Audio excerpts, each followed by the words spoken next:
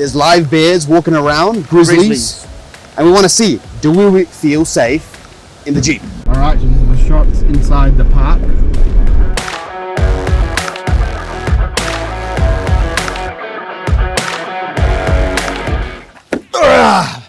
Big freaking tires to get you over any piece of rock.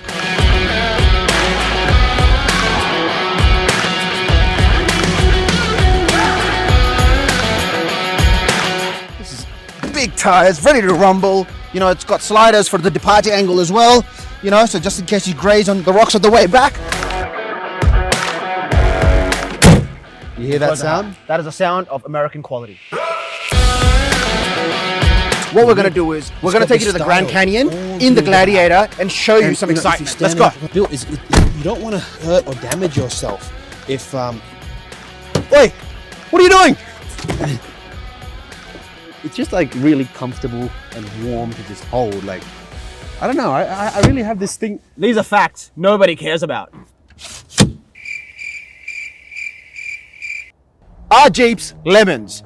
We're here today to find out if Jeeps are lemons. I hear this all the time. I flew here all the way from Australia down to Phoenix, Arizona to find out if these things are truly what they say they are, or are they the legend that the Americans think they are?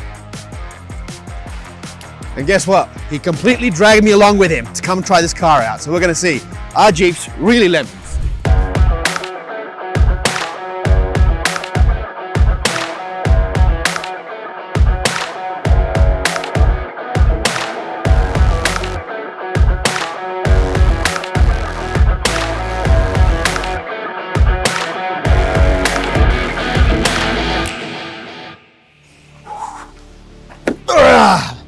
Big freaking tires to get you over any piece of rock, any terrain. Rock sliders, you can't complain. You know, you need while the car's driving, it's always fun with the boys to just stand on the side as the car's going on the beach or up the mountains. Skate over the boards. Skate over the board, there it is. All right guys, just in case you get stuck, we've got two clips in front. All right, so me and Ham, we can pull the car and we can actually get it out of wherever it's stuck from. That gym is paying off, huh? The gym's been paid off, the American steak's been paid off. Not too bad, eh? So everybody talks about the quality of these American-built cars. Check this out. Good old paper clips made of plastic to bring the bonnet up, and yeah, not that. Yeah, sorry about this, guys. There you go. Ew. Oh, that's better closed, huh? So as you know, we can actually pull it from the front with our bare hands, but if you get stuck from the back as well, there's two more towing points in the back. You grab it from here and you just pull. Yeah, keep it going. That's easy, man. That's easy. Light work. Lightweight. Lightweight! So what I love about the Jeep is, look at that, smooth opening tailgate, all the space, throw firewood in there, throw whatever you want, throw a body in there. It's space all day, every day. And my favorite part of it is to look tough, to look like a beast. You hear that sound? That is a sound of American quality. That click. That's what we're talking about. This is big tires, ready to rumble. You know, it's got sliders for the departure angle as well. You know, so just in case you graze on the rocks on the way back. Remember, this thing is as long, or if not longer, than the Titanic. So when you're going up and down, you need something to protect the front and the back. So what I love about the back is this fabric over here. All your gear, all your goods are protected, it's safe, and it's just like really comfortable and warm to just hold. Like, I don't know, I really have this thing. These are facts nobody cares about.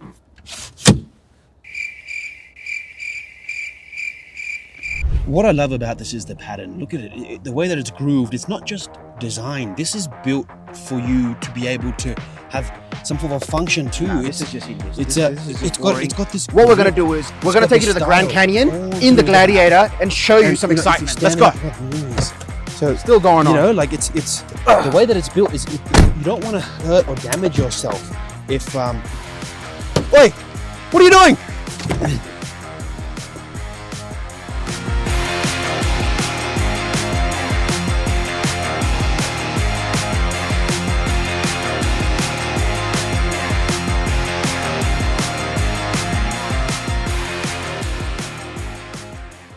So I think one of the most important tests you can do is, if you're gonna get a Jeep, is it gonna keep you safe when there's bears and there's wolves around? Are you gonna feel safe in the car? So we're gonna take it into the Arizona, whatever this is called. There's live bears walking around, grizzlies.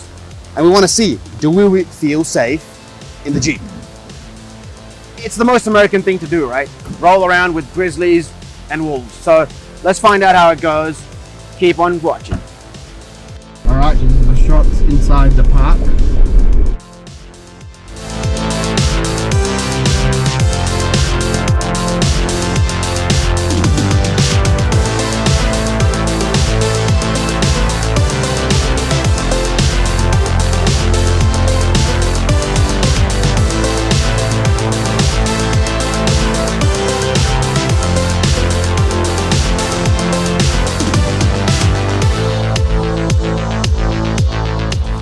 So how do you feel? Do you feel like you went in there, you feel safe in the car, or what? Did it pass the test?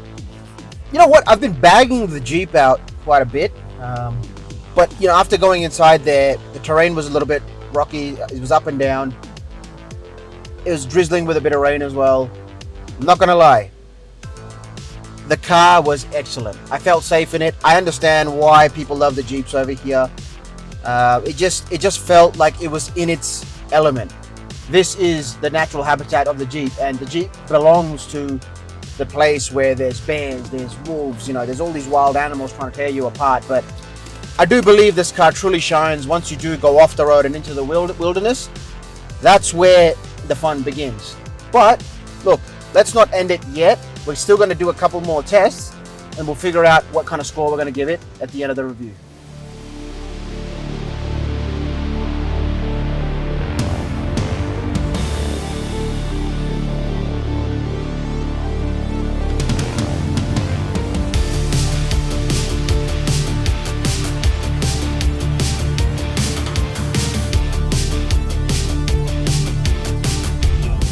All right, bro, how is it on the road? Tell me. Well, the smile that I've got on my face is not the smile of joy, you know? It's, you know when something's so hideous that you just smile and you think to yourself, this is hideous. Yeah. You know, so I've let it take me away. I've let it take me away on the journey, right? When I think of this car, it's all over the place, all right? It's a big old fat boat, all right? There's a 4-meter swell outside, but the road's all flat, which doesn't make sense. And these roads aren't even bad. They're pretty good. But it's just all over the place. It makes me want to yak, you know. And I've been feeling a bit iffy since we had that hideous steak sandwich this morning from that gluten-free or vegan place. I don't want to talk about it, but that's how I feel, and it's making it worse. Now, turning circle. Imagine the Titanic. Do you remember when you were on it? No, you don't, because it sank, right? But if it didn't sink and you were on it, that's how the turning circle would be of this car. It takes 1 year to turn around. You know, fair enough, it's long, whatever.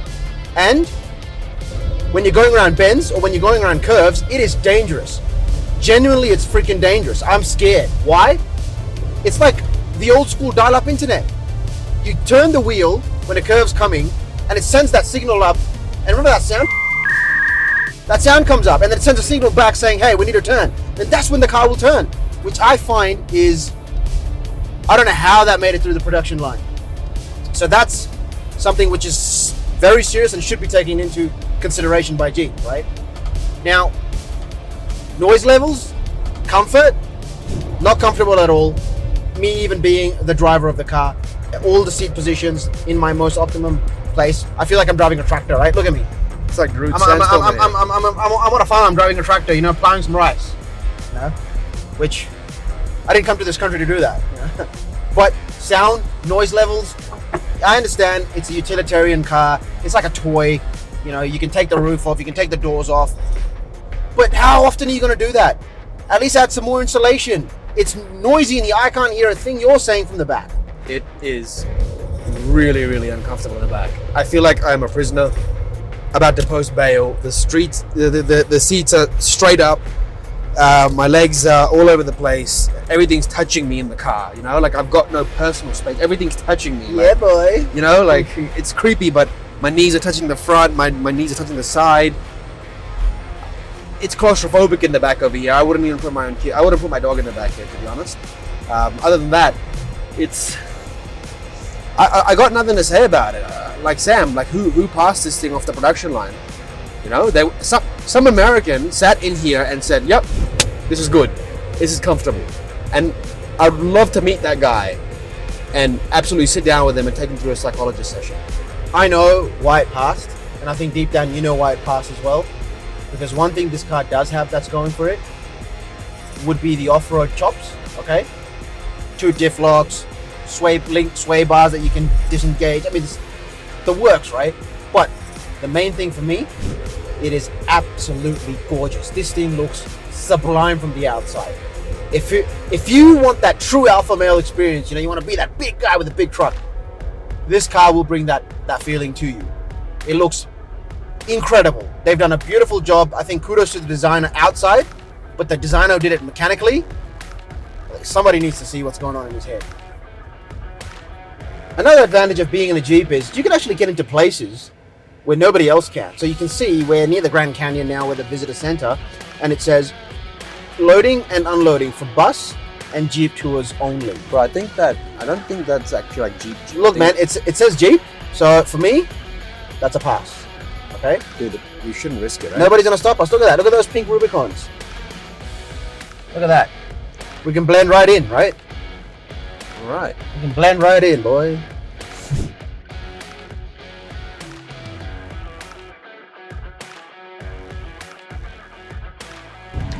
Overall, the Jeep reminds me of having a really, really hot girlfriend.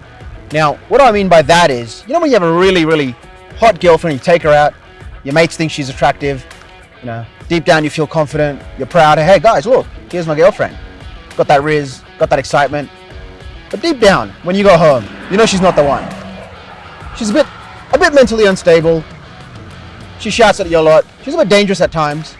Most of the time she's dangerous. But at the end of the day, you still have a good time, So I think it's worth it. Go for it. Buy yourself a Jeep, at least once in your life, and experience what the outdoors truly feels like. ETC カードが挿入されていません。